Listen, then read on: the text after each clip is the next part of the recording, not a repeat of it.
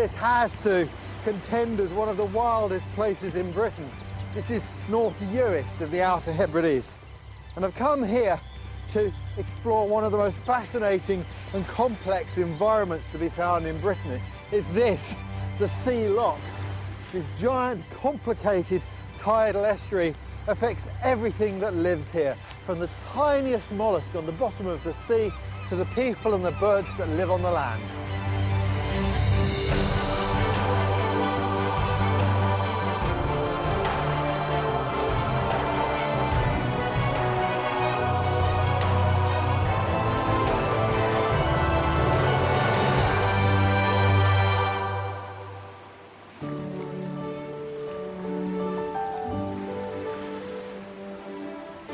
In this series, I'm visiting some of Britain's most remote and wild landscapes to discover the fascinating wildlife that has made these places their home.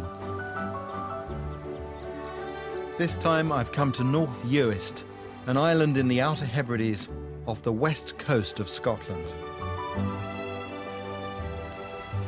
Just 17 miles long, the island is home to less than 2,000 people, but has a wealth of diving and wading birds, grey and common seals, as well as a magical underworld beneath the water.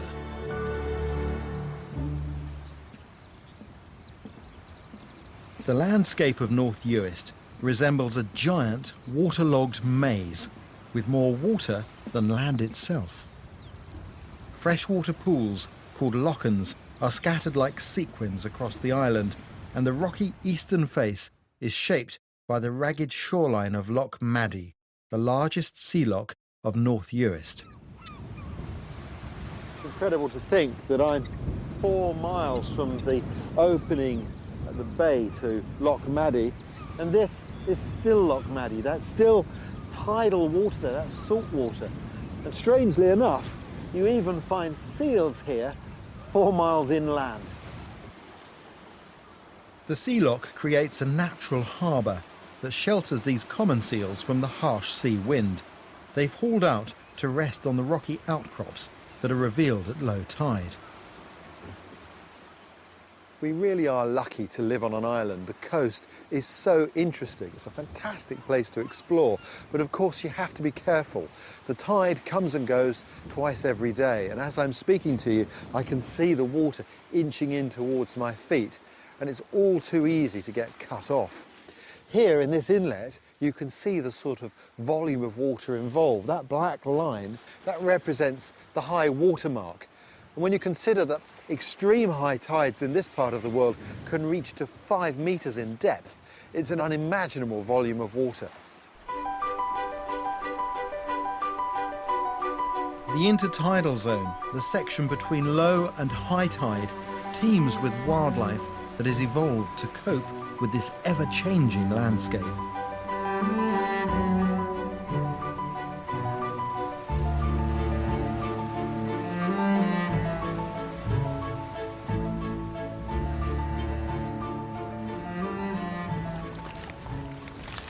I always like knocking around on the coast when the tide is out. You never know what you're going to find in rock pools. And of course, sea lochs like Loch Maddie are renowned for their seaweed. It's an incredible resource that grows so abundantly here. It has to cope with the ravages of the tide and of storms, all sorts of conditions. You can see how strong it is. There it's anchored with its holdfast to that rock. Incredibly tough material. Traditionally, people in the islands would take seaweed, the goodness of the sea, and throw it onto the land as fertilizer. It's hard to imagine, but we actually depend as a society to a high degree on seaweed. Whenever you see the word alginate on products at home, like milkshakes or toothpaste, a whole range of things, it's seaweed that's being used. This algae contains all sorts of vitamins. You get vitamin K and A.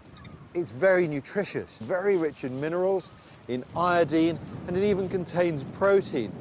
It would be the perfect food, but if you eat too much of it, it can have an unfortunate effect on your bowels. These thick blankets of seaweed form an essential part of this habitat, providing refuge for small crustaceans and marine molluscs, a favourite food for wading birds. This sandpiper uses its long, wide feet to spread its body weight as it performs a delicate tightrope walk amongst the floating seaweed in search of a snack.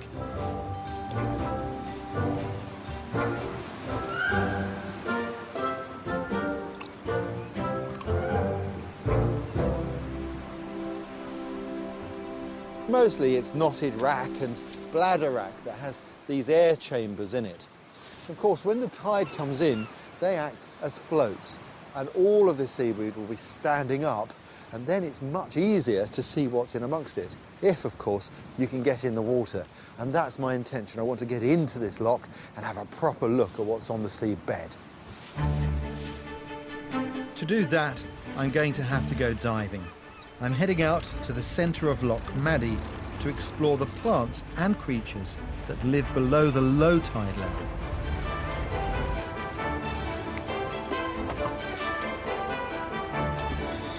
Yeah, go behind.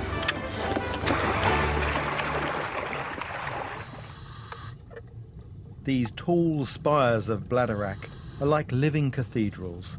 Their flexibility allows them to sway with the tide without being torn from the spot.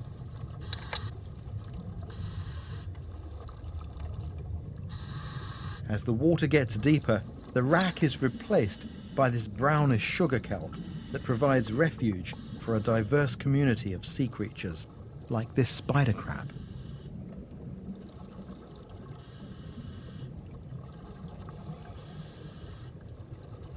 What looks like a pink pincushion is actually a sea urchin. It has tiny teeth on its underside, which it uses to feed on the seaweed. The silty seabed is a popular hiding place for crustaceans. This edible crab is warning me off with his fearsome claws.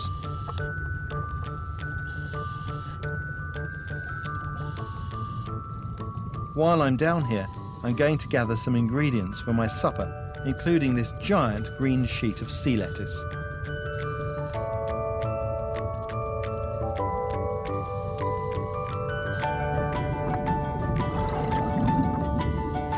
In ecological terms, this sea loch habitat is every bit as important as the glamorous coral reefs of the Red Sea, and for generations our ancestors have relied on its creatures and plant life as an important source of food. It's a great thing having fresh scallops to cook. Can't wait. Garlic, whoosh, and away we go. So here we are, a couple of scallops straight out of the lovely waters of Loch Maddie. Look at the size of those.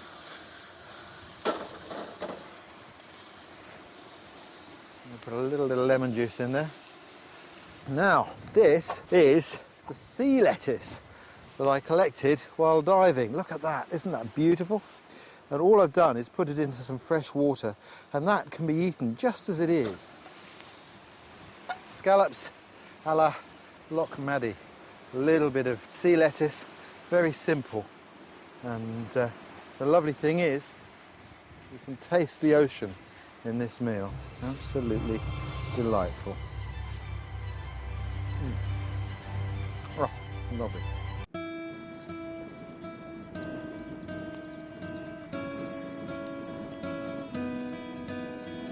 I've come to North Uist in the Outer Hebrides, a small island sculpted from some of the oldest rocks in the world. This windswept place is almost as near to wilderness as you can find on our shores. I guess to modern eyes, this landscape seems bleak and uninviting. But to our hunter-gatherer ancestors, this was a good place to have a holiday. There's evidence on this hillside under the peat of their campfires. We know that people came here to hunt seals, to collect the abundant bird life for food, and also to forage on the shoreline for crustaceans and seaweed. Eventually, at about 5,000 years ago, things changed and they began farming. And they left marks on the landscape like this huge pile of rocks, which is an ancient burial chamber.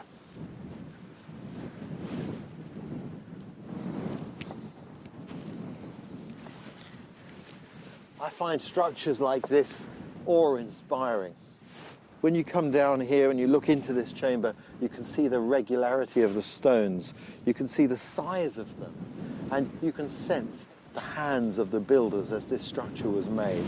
But what's really impressive is the way the generations that have followed have shown respect to these monuments. The stones are hardly moved, and because of that, the rocks have hardly seen any human disturbance since the day it was made, very little. And that means that they are the most incredible habitat for slow-growing lichens.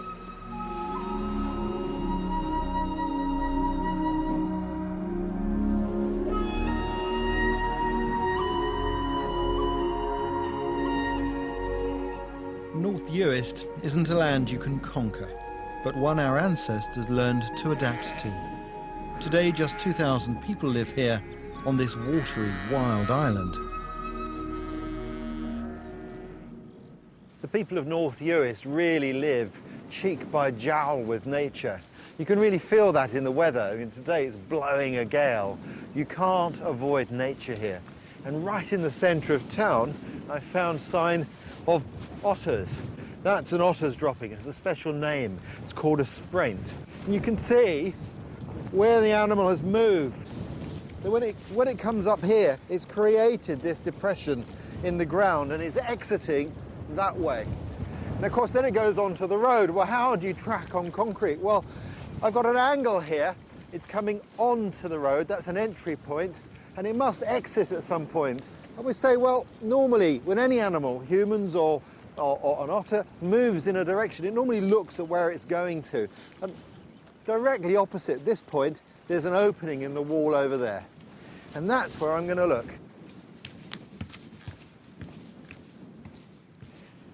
And here it is again. Now have a look at this. This trail is very old. You can see how well established it is. I reckon this has been used for generations. You can clearly see the width of the animal as it's passed along here. It's exactly right. And they've compacted the ground. It's hard here and soft there, with generations of passage here of otters' feet. It must be an important place to them because there's spraint here and here. And you can see where the grass is greener because of the nitrogen coming out of the droppings. Now, otter spraint, when you look at one, has a unique smell. It's actually sweet, it's not unpleasant at all. Then in here there'll be fish bones, bits of crustacean, fish scales, things that they've been eating but couldn't digest. And you can see this carries on down, all the way down to the water. And it could well be that there are otters sitting, lying up somewhere down here. There's a heron just there.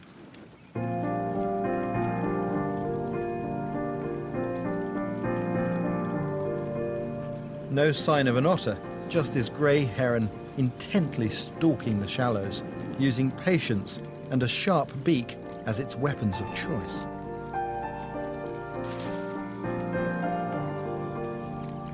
With up to 200 species breeding or visiting here, North Uist is a bird watcher's paradise. But survival can be a tough existence for the birds themselves. These greylag geese are defending their young against an aggressive gull.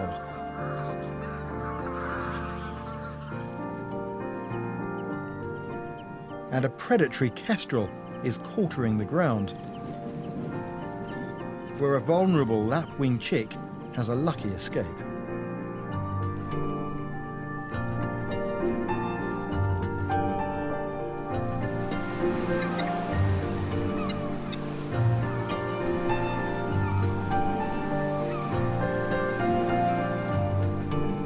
But the bird I'd really like to see was reintroduced here just 40 years ago. The huge white-tailed sea eagle is only found in the Highlands and Islands of West Scotland, and my best chance of seeing it is back out on the water.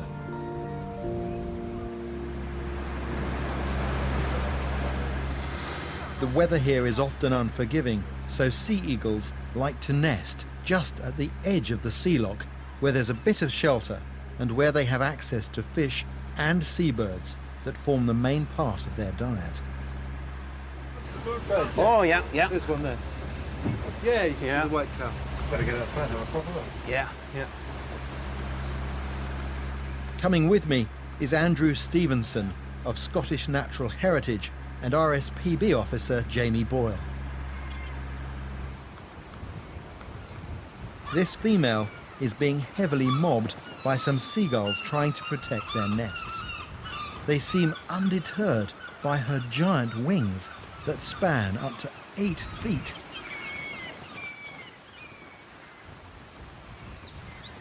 How do you feel about it when you see these birds here? Does it give you a sense of pride or? Oh, absolutely. Yeah. Magnificent.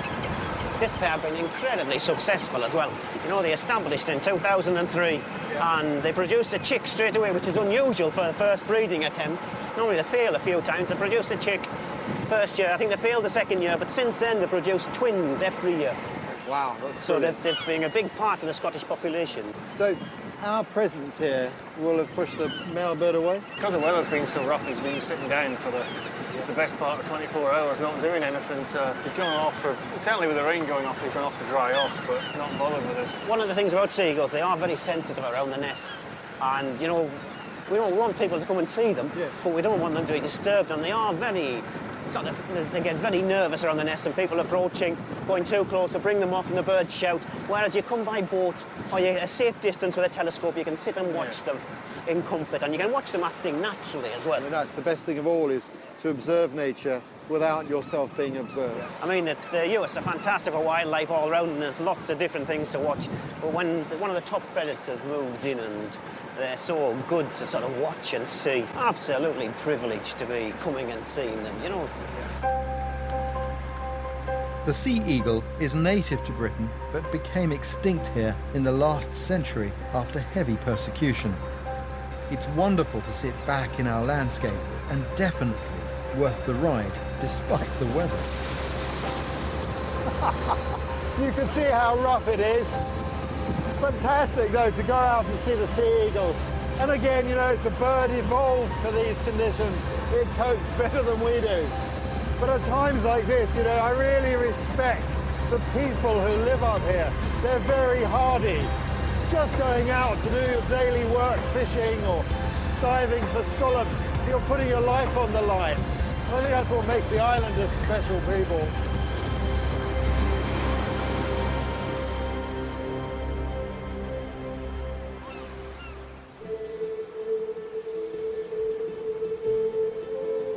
The Outer Hebrides receive any weather the Atlantic can throw at them, and the wildlife is quick to take cover.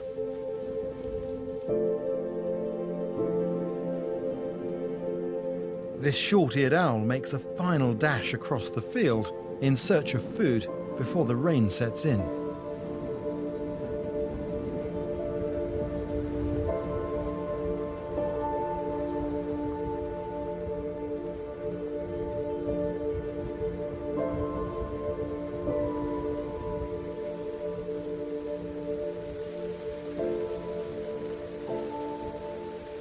These beautiful red-throated divers are primarily coastal birds which have come inland to breed here over the summer.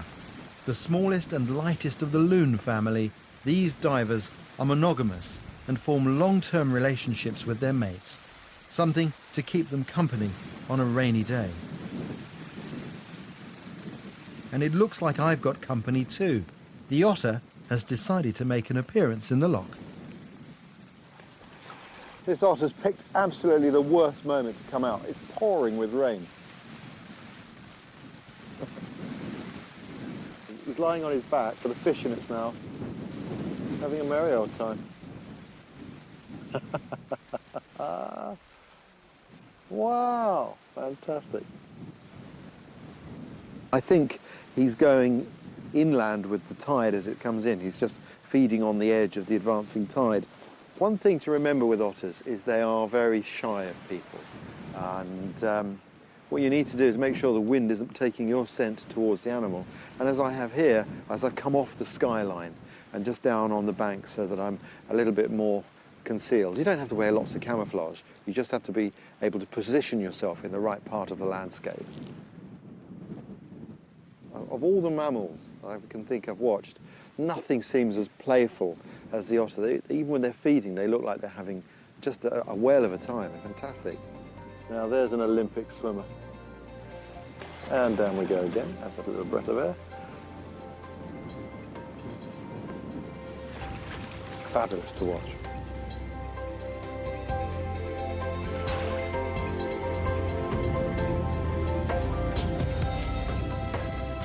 It's easy when you come to North Uist to feel that somehow you've journeyed back in time.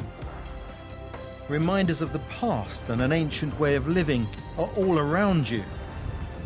But rather than feel that the island is stagnant, there's a real sense of persistence here, of plants, creatures and people evolving and adapting to life in this unique landscape, despite the challenges of the land itself and the weather.